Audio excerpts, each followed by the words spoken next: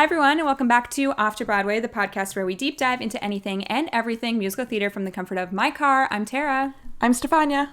And in today's episode, we are talking all about Broadway love songs in honor of Valentine's Day this weekend. Happy Valentine's Day. What are our Valentine's Day plans, Tara? I mean, the same thing we do every other day of the year. What did we do last Valentine's Day? Do you remember? Yes, we went to Carolina Change. We did. Which was a great Valentine's Day date for you, me, and Julie Black. Exactly. And Vanessa Sears. And Vanessa Sears. It was perfect. It was so much fun. Yeah. Also, we want to let you know that it is a new year and we are now on YouTube. So you can watch us if you are used to just listening to us. You can do both. You have the option now. So hello to any YouTube viewers. But yeah, so we thought that we should celebrate Valentine's Day in some way this year because we have no other plans. And what better way to do it than to discuss our favorite Broadway love songs? And this, as is all of our ranking episodes, it brought up a debate, as it obviously should. And I was distraught yesterday. You know, we try to bring some variety to the listeners, and that was tough this time. I feel like it's hard because, you know, we talk so much about theater together that so many times our tastes end up melding and combining, and we forget who liked something first or who wanted something more. So I also feel that this category, as opposed to other categories, is, I mean, you can do a Google search of the best Broadway love songs, and every list has somewhat of the same songs. So I feel like this category kind of put us in a box already. But I do agree. I think just based off of all of the episodes that we've done over the 2 years, it's inevitable that we're going to love the same kind of songs. So before we get into our rankings, what is the definition of a love song for us? So my favorite definition that I found was from Urban Dictionary, and it said, a song attempting to express a feeling that is basically unable to be defined. Because love is, who knows what it is, but you don't know it until you feel it. And love songs basically attempt to convey those emotions to other people. And sometimes it makes sense, sometimes they don't. Usually they don't. Yeah, most of the time they don't, which is the conversation that we also had yesterday of, I think that there is no healthy Broadway relationship.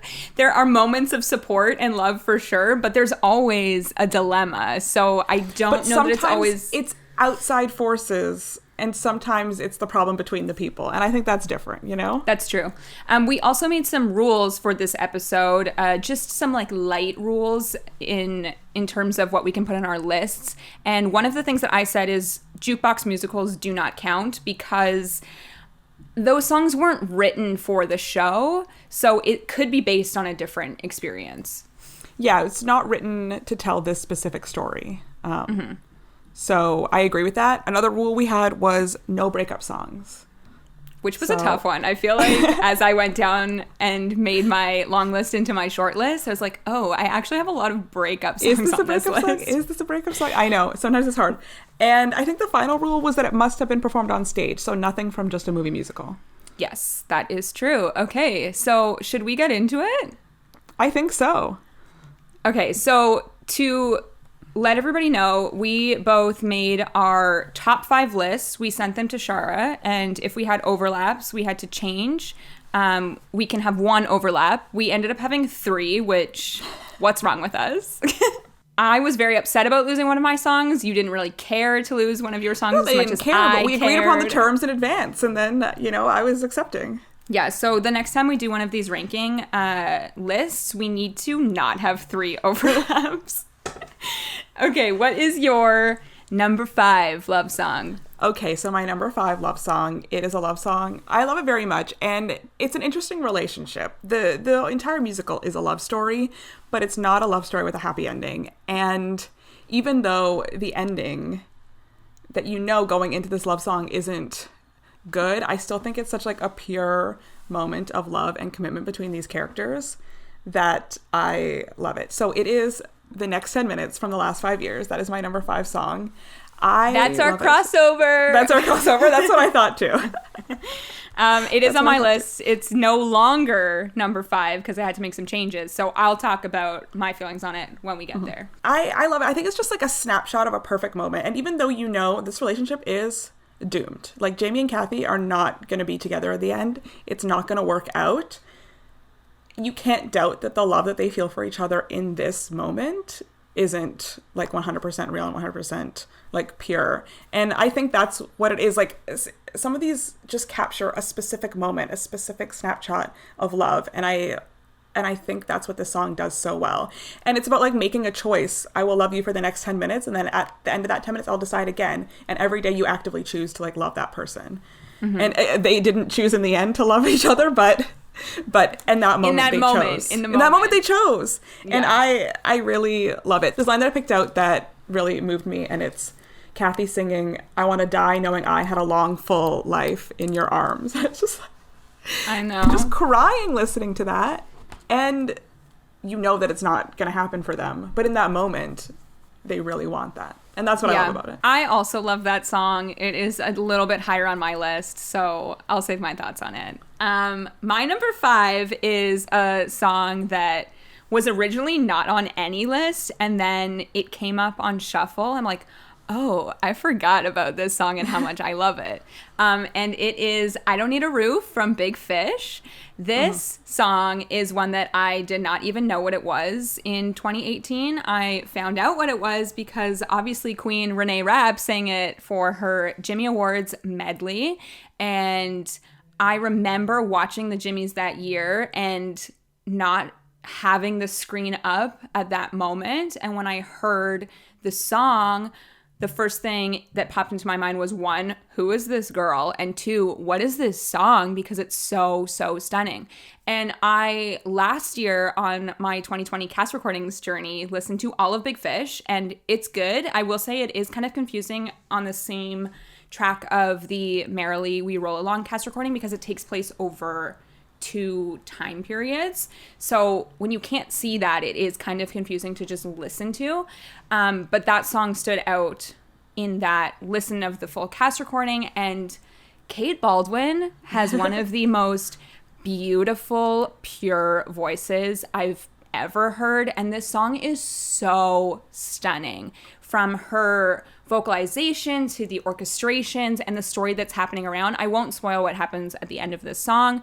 But yeah, I really love this song, and it's one that I go back and listen to from time to time. And whenever it pops up, it's like, oh, I forgot the way that this makes me feel. It like pulls at your heartstrings, and that's what I love about this love song.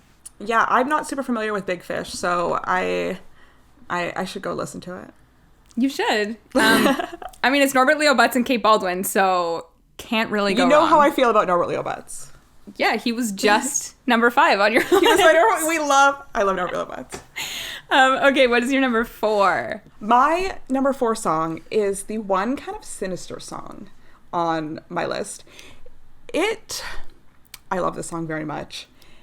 It's a fantastic musical theater song, but it is kind of about a love that is so intense that it makes you do dumb things. And so it is the song Our Love Is God from Heathers.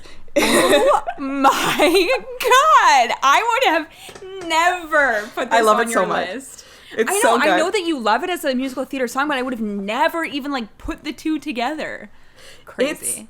The character of JD is insane. He is disturbed. But I think the only reason that this song kind of gets away with it a little bit is because they're teenagers. And when you're a teenager, every emotion you have is 10 times more intense than anything else. And so when you believe, when he says, our love is God, like we can start and finish wars, we are what killed the dinosaurs, you believe that he truly believes that that is how strong their love is. And you as an audience member are like, they're crazy. Don't murder anyone. But but you believe that those are like the true intense emotion that he's feeling. And they're what drives him to, or what he believes drives him to commit these insane acts. And also for Veronica to follow him and be with him and do these things before she finally comes to her senses. It is a description of a love so strong that it makes you do crazy things. And it's also weird because it's a song with a lot of dialogue. But when they're singing... Yeah. Amazing, crazy, fantastic. Yeah, he says a line. He says, I worship you. And that is like, it's sinister, but fantastic. I love it very much. That is such a, I mean, again, like I also love that song.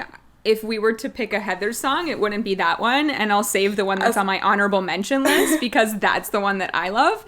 But I mean, I agree. That song is crazy. Also, shout out to Ryan McCartney and Barrett Wilbur-Weed for like the greatest vocal performance of all time on that song. But I remember like when we saw it in person both times, that song hits. In a regional production, it hits. It's good every time. I agree. That's what I think about Heather's. We've only ever seen kind of regional local productions of it or like school productions of it. Yeah. But it holds up. And I think that's really the strength of a show is that you can see a not professional production, good productions, but you can see it kind of not with the huge budget behind it. And it still nails the emotion, nails the story.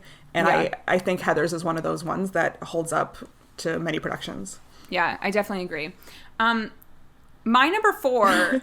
We're going like classic. That was pretty modern. So this, again, was a song that I debated for a long time of putting it on my list because it isn't one that I go to all the time, which I think is like what I struggled with the most on this list is, are these songs that I listen to all the time, yes or no?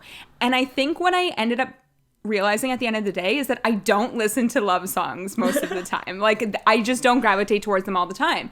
So this song was not on my list, was on my list, it's back on my list, and I played around with the placement of it. So it is A Little Fall of Rain from Les Mis.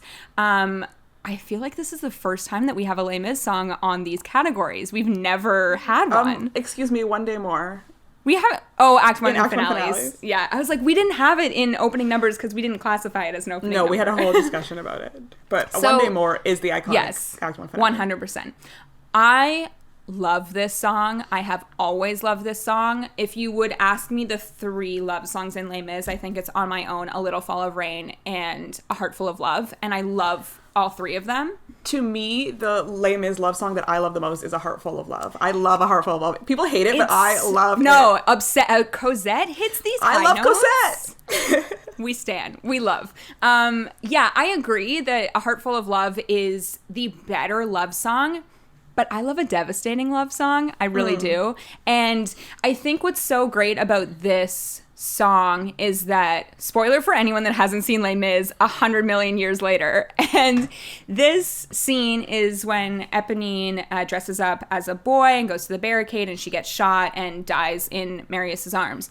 And she never outright says that she loves him. She sings On My Own, but obviously he's not there. And then in this moment, when she's lying in his arms dying, and he says to her, I'll keep you safe. And she repeats it back, you'll keep me safe, you'll keep me warm. And they both say that together. I'm like, this is so beautiful and so heartbreaking at the same time. And it's only in this song that he realizes that his best friend that he was all so buddy-buddy with is actually someone that loved him. They never exchanged those words, but still felt that for each other, just not in the same way. I mean, I feel so much worse for her than I do for him.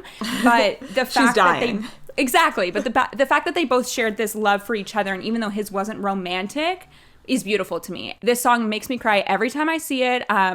Don't shade me, everybody, but I think the best version is the Samantha Barks Nick Jonas one, because not for Nick Jonas, but I love the way that Samantha Barks sings this song and the 25th anniversary Les Mis. I think she sings it better in this one than she does in the movie. But there is a new 2020 Les Mis staged concert cast recording that came out, and that version is really good too. I mean, Lea Salonga also sings an amazing version of this song. I love it in many iterations. One of my favorite ones ever is actually a 54 Below performance of Ramin and Will Swenson singing it to each other. If you haven't seen it, you need to see it. But yeah, I love this song. It's devastating, and that's why I love it. I do love a devastation. Oh, we'll get to it later, but I do love devastation as we know. As we know. Oops. In all theater, you love devastation. In all theater, I love devastation. Okay, my number 3. My number 3 was my new addition. This is what I replaced my song with. It is also about young love. It is Sunrise from In the Heights. This was on... I saw it on a long list, but it didn't make it onto mine. I think it's so beautiful. I think it's so clever the way it's written, in that it is a song that could only be in this show in the way that Nina is teaching Benny Spanish, and like the double entendre of the beginning and the flirting. But then they're using this kind of shield of oh, tell me how to say this Spanish word, to kind of confess their feelings to each other. And when he's like, how do you say kiss me? And she tells him in Spanish. And they're confessing these feelings for each other, but behind the walls, because they're both nervous. And then they sing at the end, promise me you'll stay beyond this sunrise, like worried that they're in their own little bubble. And then when the sun rises, as you watch do at the end of the song, as the sun rises, you know, they're worried about going into the real world and facing it together as opposed to apart. And I love it that it starts with them small on the fire escape. I also love like the kind of reveal, like Benny's on the fire escape, and then Nina comes out and the audience like screams. Yeah. Because it's the act 2 opener, because you don't know that they went home together. The audience screams, and then you see them on the fire escape and it's dark, and throughout the song the sun rises and the town wakes up and the city wakes up around them, and it ends with a huge chorus of people singing this song, and they have to leave their own little bubble and face reality. And I just think it's beautiful. I love it very much. And Mandy Gonzalez's voice, crazy on that cast recording. Crazy. It is. I mean, we know my feelings on Breathe and her rendition of Breathe. Like it's her song. Like it's her original moment. Yeah, it's great. Yeah, I did see that on a list of like 101 best Broadway love songs of all time, but yeah, it did not make my long list or short list. It's like flirty. I love that it's flirty between them. You know what I mean? I also noticed all mine are duets, because I love that they're singing it together, and the interaction, like the way that you see the love between two people versus one person just contemplating it on their own. And I think both are great love songs, but I love the interaction and the flirting and the charmingness of two people singing together. Yeah. And I think like music, when people sing together, like a lot of times you say it creates magic, and in a love duet that all these are, it's magical to watch them do that. Yeah, for sure. That's interesting, because like I'll think of my number 5 of I Don't Need a Roof, and yes, Kate Baldwin is singing by herself, but like Norbert Leo Butz is lying in her lap, so she is singing it to him, and he's there, so like the presence of him is there, so you get that same sort of feeling. But there is something so magical about like two people singing together, which I guess is like kind of the same thing of Les Mis. Yes, she's more singing at him than it's a duet, but they're still together. I don't know, there's a lot of like togetherness in all of these love songs. But like, he's acknowledging what she's saying, like he's repeating it back to her, you know? Yeah. He's hearing her. Yeah. So my number 3, your number 5, the next 10 minutes, it was my original number 5, and then I had to make some adjustments. I feel like it's not a surprise that it's on both of our lists. We talked about this in our Jason Robert Brown episode. One of my favorite things about this song is that, as you said, it's the one moment that they sing together, and then they go their separate ways or whatever happens. And it's almost like the time shifts again. Like we continue to see her going backwards in their love story and him going forwards until the end being a breakup. And I agree. I think this song is so stunning, and it's one of Jason Robert Brown's best songs that he's ever written. And it's just, as much as I think it's like written on a higher note throughout the whole way through the song, when it gets to the end, it's pretty haunting, and it's almost like you know what's going to happen without knowing what's going to happen. And I love that you can just hear that in a piece of music. Any version that I've heard is just sung so beautifully. And I think that there's so many people that when you ask them what's their dream role, it's either a Jamie or a Kathy. So I love it as well. Yeah, the string section that really takes over kind of that last minute of the song. Stunning. Oh my God, number 2 already. I can't believe we made it. So my number 2 is, I would say this is the classic song on my list. And it is People Will Say We're in Love from Oklahoma. It is beautiful. It's on my honorable mentions list. I really just think, so we saw Oklahoma for the first time over a year ago now in the most recent revival. And that song struck me in that it felt so modern, the way they were flirting with each other. The moment that I love is like, when she sings, "Don't laugh at my jokes too much," and he says, "Who laughs at your jokes?" And it's just, it's funny. Or he says something like, "Don't hold my hand too tight," and she's trying to pull her hand away, but he won't let her hand go in the staging. And it felt so modern in that moment. And then I've watched, the Hugh Jackman production, and I've watched like clips from the movie, and those things are things that have been there from the very, very beginning of the show.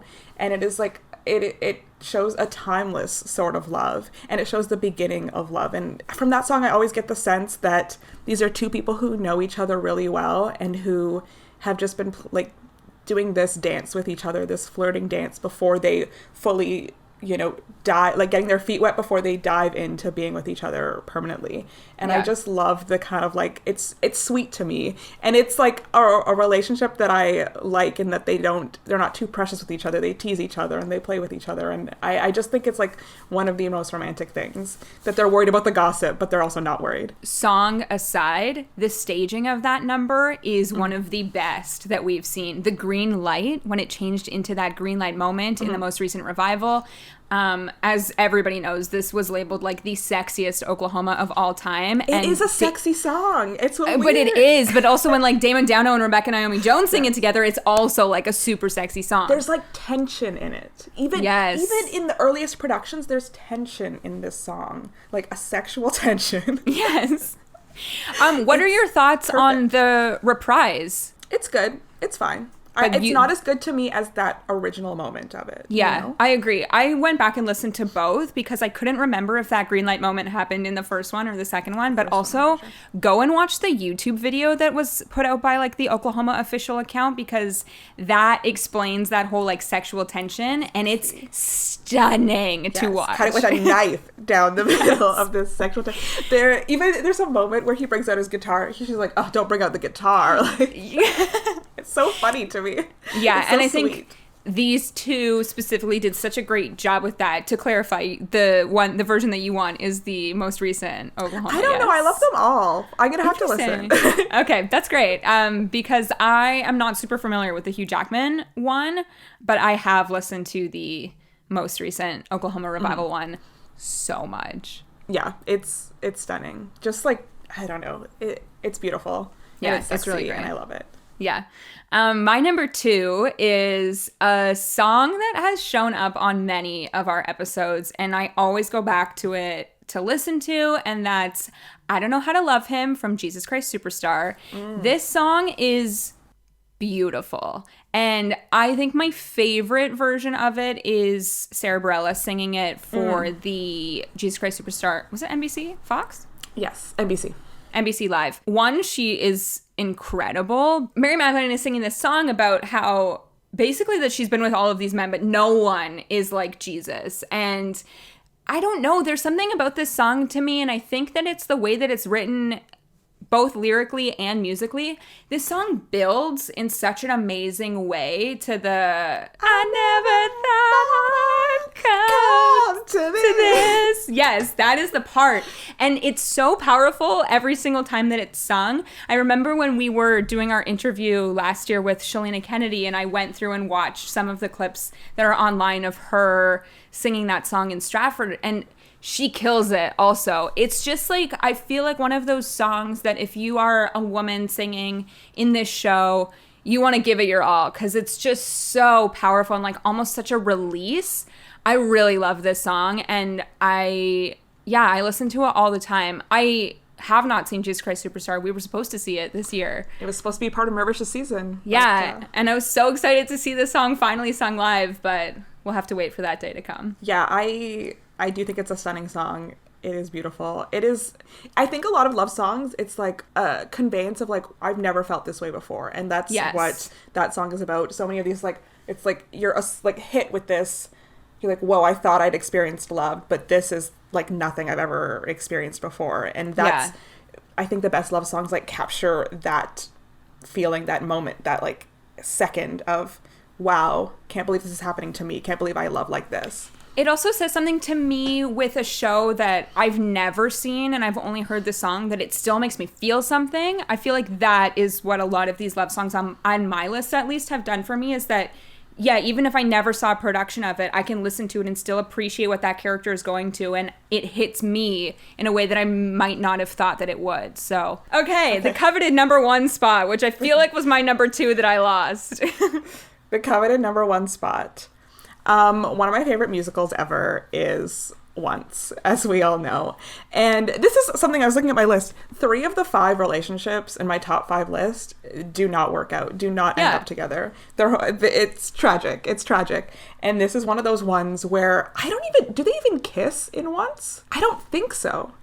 But I don't think so either. There is a lot of tension in that show, as there is in Oklahoma. Tension. It is about like the tension, and it's very early in the show, but the character of Guy has written this song, and he plays it, or she starts to play it on the piano, and they play it together, and it's Falling Slowly, and it's a song he's written, I think, for his ex-girlfriend, but when he plays it, when Guy and girl sing it together, it takes on a whole new life and a whole new meaning, and the only thing I can think of with it is, like, there's, like, a longing in this song. Yeah. And it's so heartbreaking. It's the beginning of the show, and then we spend kind of 2 hours with these people who just dance around each other, and in the end go their separate ways and leave each other. But they've created, through music, because this show is about creating music, they've created magic through this music, and Falling Slowly is that to me. And the way that they communicate with each other through music and kind of fall in love through music, and even though they don't really act on it, the audience feels this love between them. Yeah. And the lyrics sometimes are gibberish, like, don't make sense.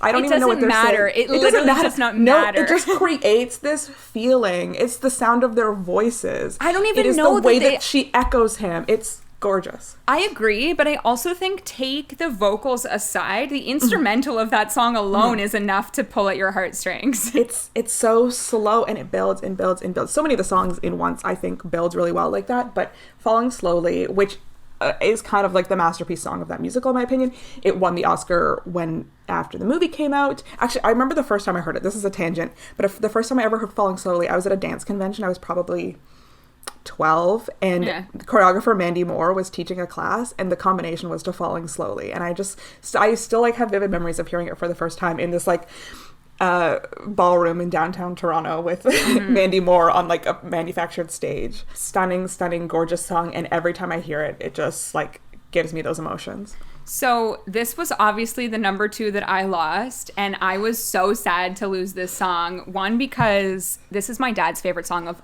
all time, and it literally led to discussions in the car, which I have some quotes to read for you. He said, "It has to be her number 1 because it should be everyone's number 1." Well, it wasn't your number 1.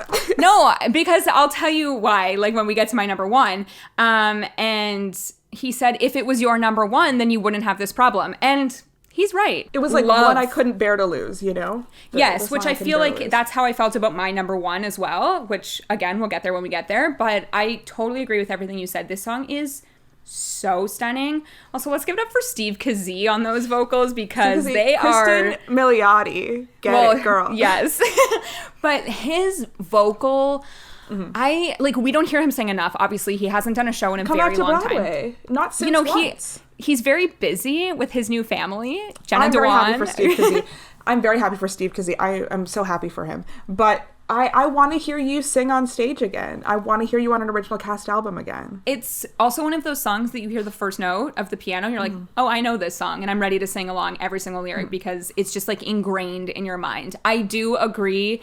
I think it is one of the best love songs of all time. And this is also, as I said, coming from my dad, who does not listen to a lot of musical theater, and he has this very high on his list of his favorite songs of all time, because it's just one that hits you, and it hits you in the right spot. And I also love the thematic, the theme of it throughout the entire show. And when they sing it again at the very end, it's a little bit different, but it comes back. Like a cappella almost right at the end.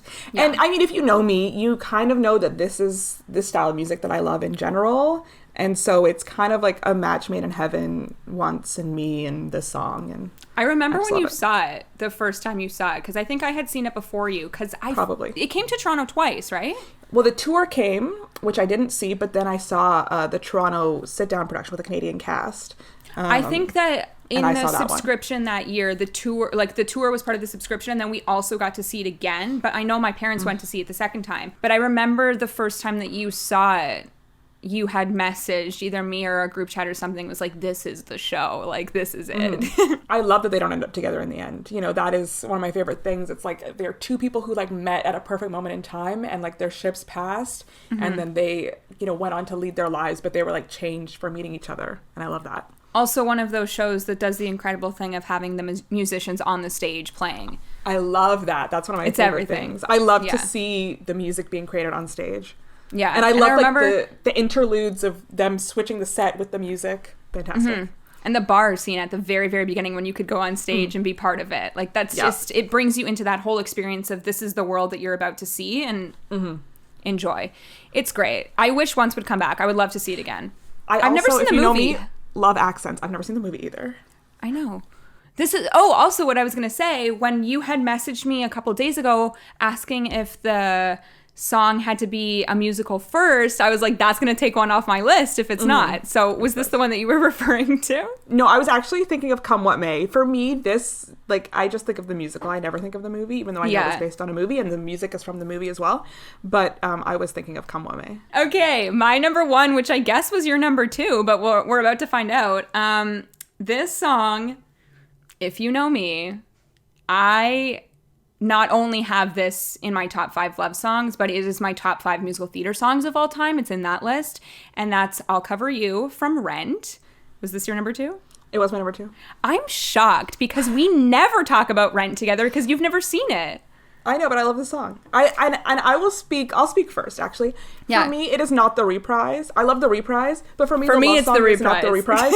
For me, the love song is not the reprise. It is the first time when they're together and they're saying, like, live in my house, I'll be your shelter, just like promising to each other, like, I will take care of you, I will do anything for you, I'm committed to you. And like, that's, I think, what a lot of these songs are about. It's like, I choose you every day and I will forever. So part of our rules when we were first discussing this was, is the original and the reprise a separate song? And it was up to our own interpretation. I think that these are different songs, but they're also the same song, obviously, because the lyrics are the same. I prefer the reprise. As I said, think this is in my top 5 of best musical theater songs of all time. The scene, devastating. One of the most heartbreaking scenes ever. And I think, again, as I had said on many of the other songs on my list, that any version of this song, I love it. I love Jesse L. Martin singing the song. I think for me, the reason I like the reprise better is because we, as the audience, get to see Angel and Collins have this moment when they sing the original version of I'll Cover You. But his friends don't know that. They don't know what happened. So when he sings it to them at the funeral, it is, this was our love story. And please listen to how much I loved this person. Oh my God, it's like so devastating. It's so sad. And I also love that Seasons of Love is brought into it, which I think is funny because I don't think Seasons of Love made it onto any of your lists either. Did it? Seasons of Love? It's like fine. On the list of like lists, but it's definitely not on a top 10. Is it a love song? No, I don't consider it. I don't know. Maybe. I think someone would consider it a love song. I guess, but I consider love songs is like it has a subject or an object. Like you're singing about someone or something versus Seasons of Love, I feel like it's kind of about the idea of love. Yeah, which I think is why when it came back around in this song, which again, it's sung in such a beautiful way at the funeral, this song is so powerful. It never fails to make me feel something, which is why it's number 1 on my list. I don't even know the first time that I heard it. I guess it was when I saw the movie, but it had stood out to me then. It still stands out to me now. And it's the whole feeling of I will protect you no matter what. And I love Rent for the specific reason of no one cared that Angel and Collins were together at all, or that Angel was a drag queen. Like, nobody cared. And to have this man stand up at a funeral and sing this song about the person that he loves no matter what is everything for me. So I love it so much. I will accept you as you are, and you'll accept me as I am, and we will be together. I also could like go on a whole tangent of how I think Angel and Collins are the 2 greatest characters in that movie, but in that musical. But Angel is the best. Angel killed a dog, and we don't even care. Okay? No, we don't. But that's the thing that I love so much is that from the first moment that they meet, it's never even a question of, well, what are we? It's just that we love each other, and that's it. And there's no labels, there's no genders, there's no nothing, which I love. And I feel like in that sense, when Rent came out, which was 96, it was like super ahead of its time for the awakening that has happened in the last few years, for sure. So I love the original, but if you're gonna ask me to pick between the 2, it's hands down the reprise for me every single time. I love the reprise, but as a love song, the original I think it's just fun. Like, it has so much joy in it. It's the devastation for me, though. It's the devastation for you. Believe me, I love the devastation, okay? Yeah. Okay, that's our top 5. So we have also made it a mandate that we are only allowed to chat about 5 honorable mentions. These ones we did not send in for approval because we can have the same ones. But as we said, there are so many love songs. But these are the ones that are just next in line for us on the list. So if we were to put it as like a number 6, what's your number 6? My number 6. Oh, this is so tough. This almost made my top 5, but I just don't know if it's quite top 5 material. But one of my faves, as we know, Next to Normal, and there's kind of a series of love songs that I would call in the show. So in Act 1, it's Perfect for You, and then in Act 2, it's Hey Number 1, Hey Number 2, Hey Number 3, Perfect for You. So mine is Hey Number 3, Perfect for You. Natalie is exposing her deepest fears to Henry and saying, you know, I might end up crazy, I might end up like my mother, and he's saying, but I love you and I'll be there for you and I will help you and I'll support you. And that, not that it doesn't matter, but it's like, we'll face it together. And that is like, that's romance to me. And I love that they're like teenagers. They're young. They don't even know what life has for them, but Henry is like ready to face it with her. And I love it.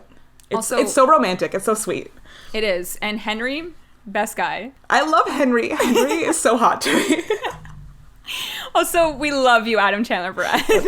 That's true. But there is something about like the awkwardness of Henry that I love. Yeah, no, he's like the relatable love interest, I feel. Whereas some shows, the love interest is like up at the very top. He's real. He feels like a real human. Yeah, and he is that person that she needs.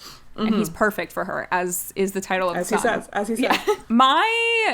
I feel like my number 6 spot could be interchangeable, but a song that I love, and I know that you love it too, and I wonder if it's on your honorable mentions.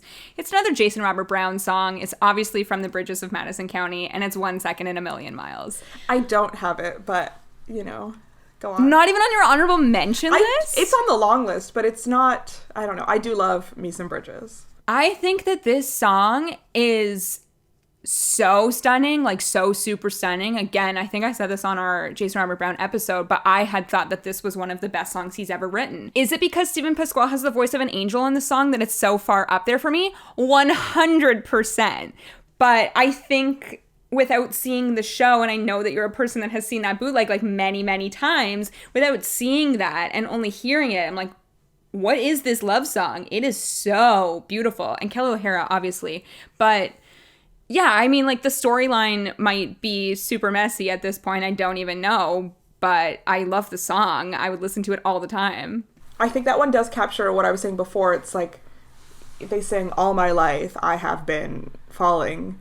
They've never experienced this emotion before being with each other. And that song captures that instant that they realize that, or that they can communicate that. I also think, again, vocally aside, the orchestrations of that song are so big and beautiful, and I just love it. It's an amazing song. And I do think that even though I've heard many versions of it, nothing tops the original. Those two they cannot be beat. Perfect. I agree. Stephen Pasquale, Kelly O'Hara did that. Okay, another one that I love. So I want to talk about West Side Story for a second, because I had a hard time pulling out the love song of West Side Story. There are many, I feel. I mean, it's a love story. It's Romeo and Juliet. There are many love songs. You could say Maria, you know, is his love song right at the beginning. Look, if we had a 2019 cast recording version of Maria, that'd be number 1 on my list of best love songs. Maria's fantastic. Then, you know, you have something like One Hand, One Heart, which is Tony and Maria kind of committing to each other. But I think the one that is my favorite, and it's like super basic, but somewhere I don't think you're alone in that. I think that somewhere. It is pretty high. We'll find on a new way of list. living, you know? Yes. It's like they give each other hope that they can be free of everything and just be together and love. And I love it. Yeah, I agree. Another song on my honorable mention list, as I mentioned when you spoke on Heathers, the love song for me in that show is 17. I was obsessed with that song the first time that I heard it. I think in the same track of what we said of Heather's hits, like even that song in a regional production, it doesn't matter if you can't hit those high notes, it still hits. Even the Riverdale version of Heather's. Even the Riverdale version. I as much as I was so confused at what Cole Sprouse was doing at the beginning of that song, he made it out in the end, and it's just beautiful. This song is a questionable moment. It's when the audience is like, oh, these two should not be together at all, but also let me eat up everything you're throwing at me because I'm obsessed with you guys being together. But yeah, I love the beginning of that song specifically when she is basically posing all of these questions to him of we should do these things. And it's like, no, maybe we shouldn't. And then they realize, what are we doing? We're just 17 years old. Let's just be 17. And the way that that song flows, I don't know, like it's no secret. We love Heathers, and I also love a lot of Lawrence O'Keefe's music. So whether it's this song or Our Love Is God, there's such good building moments in each of these songs in this show that it really just like gets you. And as I said, the first time that I heard it, I had to stop and say, what is this song? And now how can I listen to every single version of this song? So it's been on my list of favorite love songs for a very long time. Fantastic. But yeah, I went Our Love Is God. I went creepy. You went dark. I went dark. I went for the song that has the murder in it. This is, I don't know if it's an offbeat choice. It is a love song, but we've been talking about Sondheim a bit recently for whatever reason. And a musical I don't know very well, but there's one song that I love from it. Are we talking about Passion? We are talking about Passion. We are talking about Stephen Sondheim's Passion. This is a musical I know nothing about. We are talking about Stephen Sondheim's Passion. Okay? Actually, that's not true. We did kind of come up with a very brief, very simple synopsis of that this guy... Okay, go for it. This guy loves her, but she's ugly. And that's basically it. And I was saying to Steph, I was watching, I don't even know, I think it was Great Performances, PBS, Lincoln Center, one of those. It's professional. Mm-hmm. Yeah, I was watching it, and it's not that she's just not attractive. They made her the most hideous character ever. So it's really like she's ugly and he still loves her. Repulsive. Yes. I mean, Donna Murphy is stunning, beautiful, amazing. Yeah. I'm sure every person who's ever played Fosca, gorgeous. But yeah, the really the characterization of Fosca is bizarre. I don't know how many schools actually, like high schools, do a version of Passion, but I just imagine. I hope none. I just imagine though, like a university doing Passion, and this like freshman gets the role of Fosca, and they're like, oh man, like now I have to dress like this.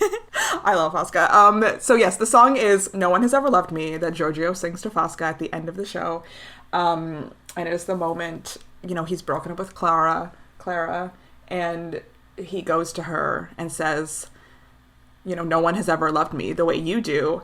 And it inspires, I don't even know, it does something to him that this woman loves him so much. And that is the moment they like, you know, finally act on all their feelings, their emotions, and then she dies from it. It's truly bizarre. But I do just love it feels so pure when he sings, no one has ever loved me the way you do.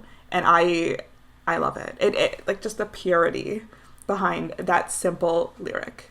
I love. The staging and the storyline, questionable, but the lyrics, stunning. But she's ugly. How could you ever love her? I know, but also the fact that she has to die as soon as they do something about it, it's like, oh, come on. My next song on my honorable mentions is from a flopped musical. And this was one that I had toyed with putting in my top 5. I think if I were to listen to it all the time, it would be there no matter what. And it is You Love Who You Love from Bonnie and Clyde. Well, we know how I feel about Bonnie and Clyde. But this song, I feel like you love it too, right? Bonnie and Clyde is iconic. But yes, you love who you love. Correct. I think the female harmonies in this song are some of the greatest on a cast recording that I've ever heard. We could also talk about the fact that I think that Bonnie could be on anyone's list of for the greatest love songs. Like Jeremy Jordan, Sing to Me in a Bathtub any day. Would you consider something like Dying Ain't So Bad a love song? Because it's like, she's like, as long as we both go together, she's like, I love this person so much, I would die with them. Yes, maybe, but then this also comes into the track of one of my favorite songs of all time that I chose to not put on this list is With You from Ghost, because he is dead yeah. And she is singing about their great love, but I don't know, I had a big discussion with my mom about this because I truly like live for that song. I think it is so stunning, so beautiful, everything. But Yes. I think if we were to have a sad songs category, it'd be number one on my list. Oh my god, we should have a tearjerkers episode. Okay, let's put that. Let's pencil that in. Ready. Tearjerkers Tearjerkers is this whole episode. We're just comic crying for an hour. Yeah, but yeah, so in that sense, I do think that Dying Ain't So Bad probably is a love song, but I don't know. I think Bonnie is more of a love song than Dying Ain't So Bad because, again, he's singing it directly to her. But yeah, You Love Who You Love is one of those songs. If you have not heard it, go listen to it because it's so beautiful. And actually go listen to all of the Bonnie and Clyde cast recording because there actually are some really great songs on that cast recording and in that show.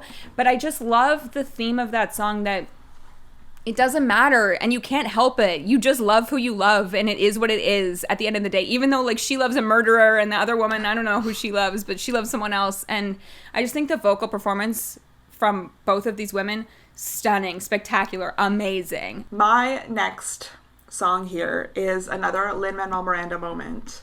We're going to go with Helpless from Hamilton. I knew it. I thought about it. I love Helpless. I love It's Helpless so great. much. I feel like it's one in the car. I just, like, it's one of my favorites to listen to. I do. Yeah. Yeah, it's truly fantastic. It's fantastic. I love that it is based on modern music because it captures the like attitude of like a youthful, fun love in this time, like if that's modern, but also like in that time period, and it conveys that the emotions that we feel now are the emotions that people were feeling for hundreds of years and have always been feeling.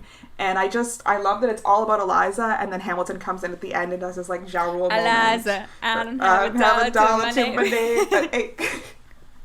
I love it. I just think it's like so much fun, and it captures like a joy of love that I think is perfect. I think also what's amazing about that song is, I don't remember off the top of my head what the previous song is, but how it leads into it with the guys. The Winter's Ball. Yeah, it's so good. It's just the whole, I mean, we could talk about that whole 25 minutes of Hamilton is probably the best part of Hamilton. Yeah, like Winter's Ball into Helpless into like Satisfied right there is like really fantastic. Yeah, but I agree. Helpless was on my long list. It's just such a fun love song, which I feel like we don't have enough fun love songs on our list. So I'm happy that you put it there. I know. They're all like devastating. Yeah. But I love Helpless. My next one on my honorable mentions, which we've already talked about, is People Will Say We're in Love from Oklahoma. So I will go straight to my final song on my honorable mention list. And that is Something to Believe In from Newsies, which I'm shocked that I'm talking about this song in general. But this song is sung by Catherine, and I literally almost said Jimmy. That's not his name. It's his name and other things, but go on. What's his name? Jack Kelly. Jack. Sung by Catherine and Jack at the end. This song was also written by Alan Menken specifically for the musical. It is not in the movie.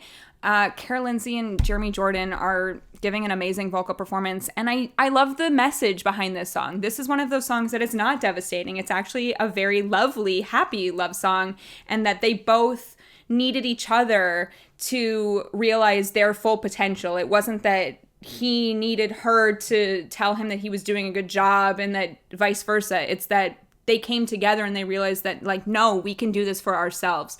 So yes, they believed in each other, but they also believed in themselves. And I think that the song is beautiful, and I listen to it all the time. Interesting. I am not super familiar with that song from Newsies. Oh, you should listen to it. I mean, like, Cara Lindsay, we love. Like, Watch What Happens is the girl. That is the Newsies song, Is the moment. 100%. But it's not a love song, so I couldn't I include know, it on this but list. Watch What Happens is my favorite Newsies song, so Yeah. that's that. Okay, my final song. I've actually just like swapped in a last minute moment. This is from a musical I don't love, but I think the music is gorgeous because of the writer of it, and it is You Matter to Me from A Waitress. I swapped it out many times on my honorable mentions list.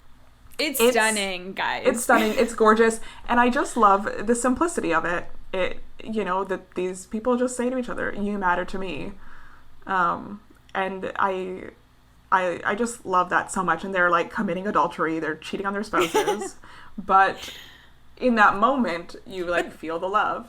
Yes, but they also in that moment realize that they need to stop doing what they're doing. So it's a smart moment. And then on the cast recording, that's the song where it's like, dear baby. Dear baby. Yeah, they're making a pie together. Who holds you. And I'm just like the letter to her baby.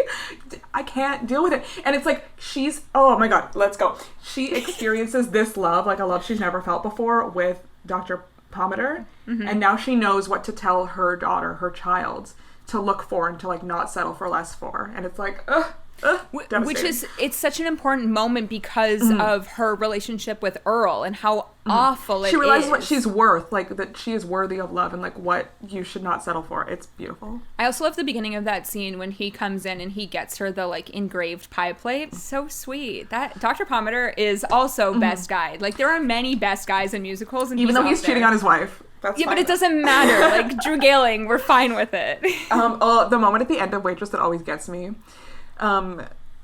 She gives him the pie and she's like, thanks for taking me to the moon pie. And you're just yes, I know.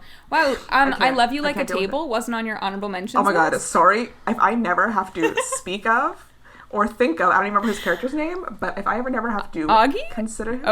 Ogie. If I never have to think about that man again, it will be too soon. Okay? We thought about him the other day because he was wearing Vejas in the company Instagram. Christopher Fitzgerald was wearing Vejas in the company Instagram, and I think we need to start our new Instagram page, which is musical shoes.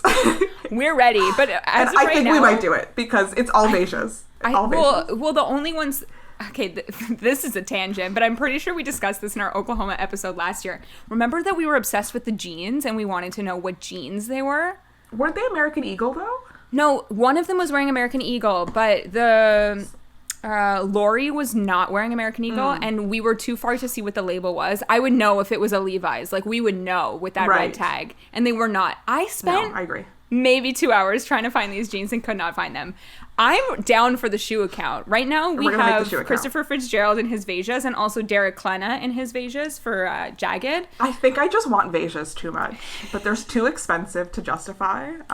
But I just want them too much so I have like a sense for them. I just know where they are. I also heard that they're not that comfortable, but then I see these men dancing around in them on stage, and I feel like they must be. So as I just made a rule that we have 5 honorable mentions, there are a couple more that we both agree on and that we would love to talk about. So I think that 10 Minutes Ago from Cinderella is one of those songs that should be on a list of like a top 30 Broadway love songs. It's beautiful. It really is super stunning. The one that I love from Cinderella is Do I Love You Because You're Beautiful? Santino. He's like such a small man, but the voice that comes out of him is crazy.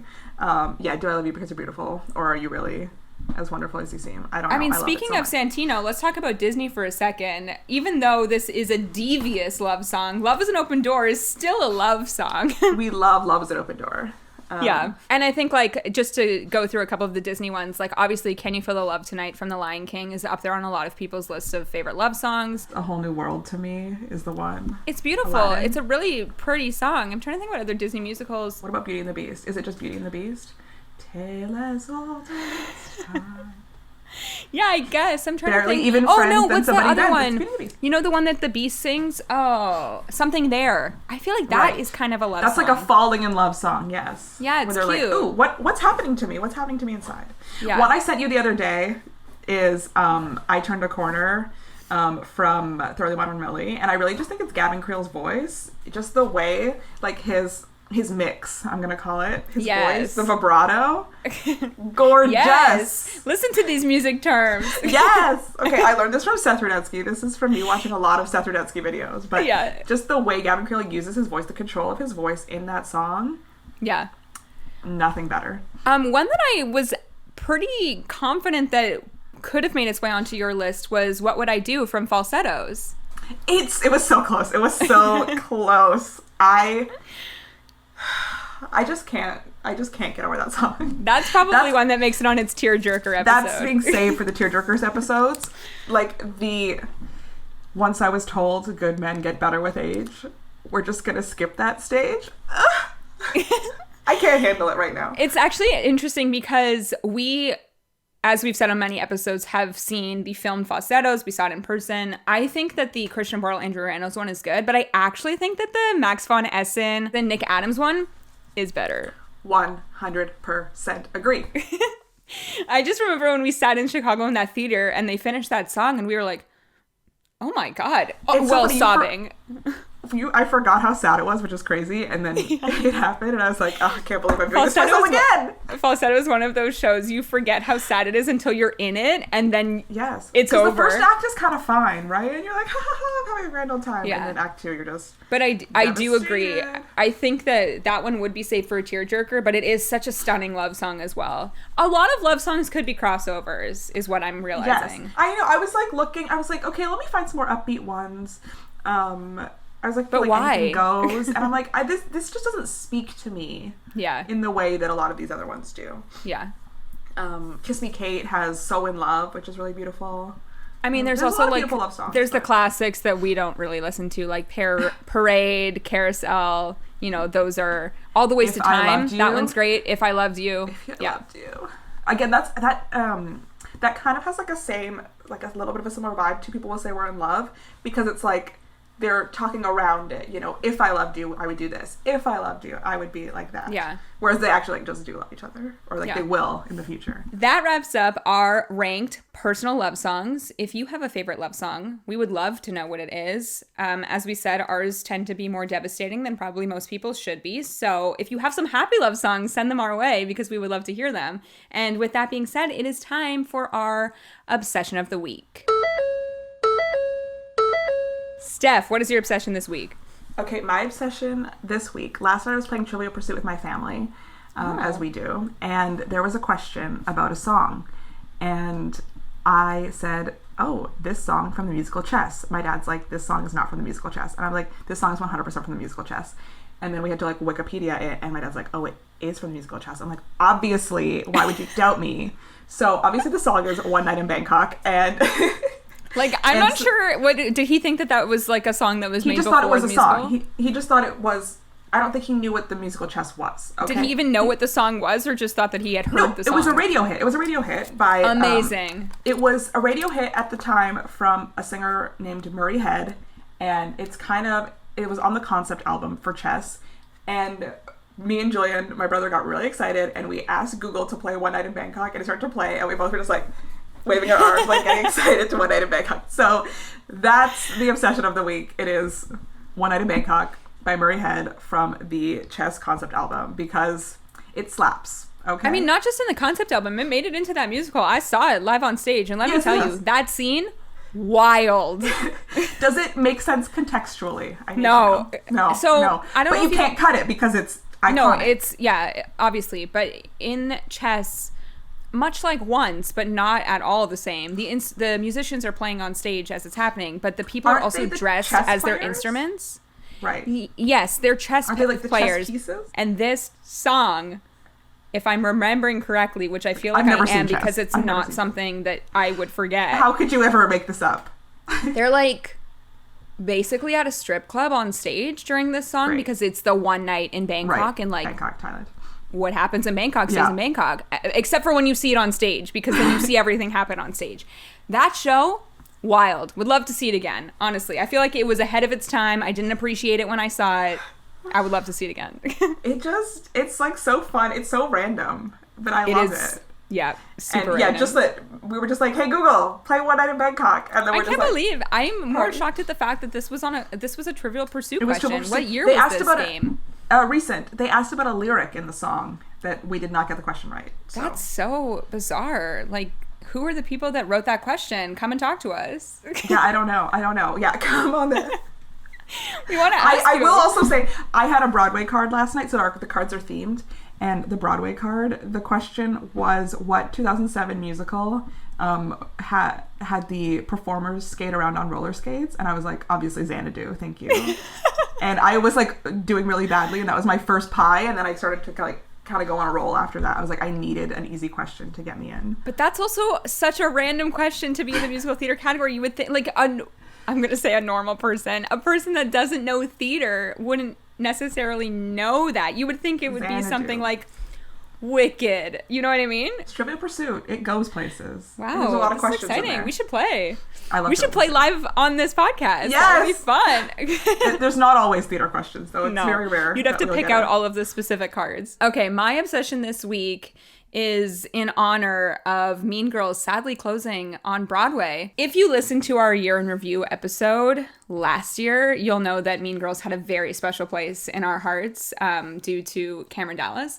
And I will say, I think that because of his comedy performance in Mean Girls, it led me to watch, as I said, that bootleg many times. And I have listened to that cast recording many times since the end of last year. So Same. You have also? Yep, many times. Yeah.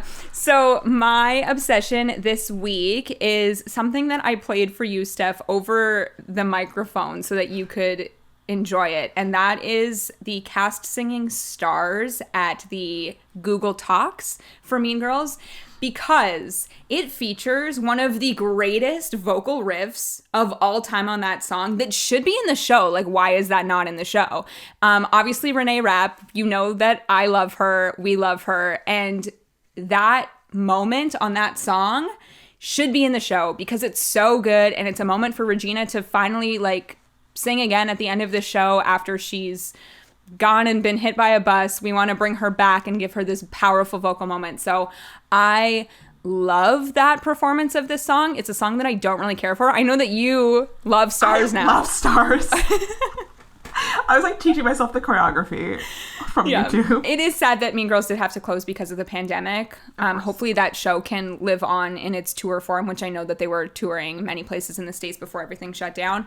It is kind of crazy, though, that they basically like restaged that whole show before the pandemic, and then I think they only performed a week of the new staging on Broadway and never to be seen again, except it is on the tour, obviously.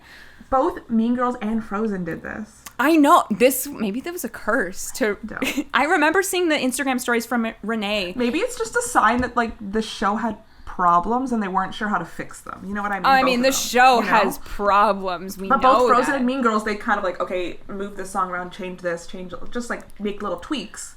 As an audience standpoint, it is super interesting to see a second version of a show, because my understanding was once a show is Frozen, it's Frozen, but I guess that's not 100% true. It was sad to see them all go through on their Instagram and pull out all of these moments from the beginning, and I will say I am not the biggest fan of this show, as we all know. I did see a super early preview. I'm sure things changed after I saw it, but I do love that there are different videos that live on from this, and that these actors that were in these shows can now do something different, because this was their life for 2 or 3 years. It is also interesting that a lot of the original cast did say goodbye in January of last year, so there was changeover. So I think that brings us to the end of our Broadway love songs. If you have a favorite love song that we missed, because this was literally just our favorites, not the best, but just the ones that touch us the most, let us know, tweet us. If this was the best, none of our top 5s would be on there. No.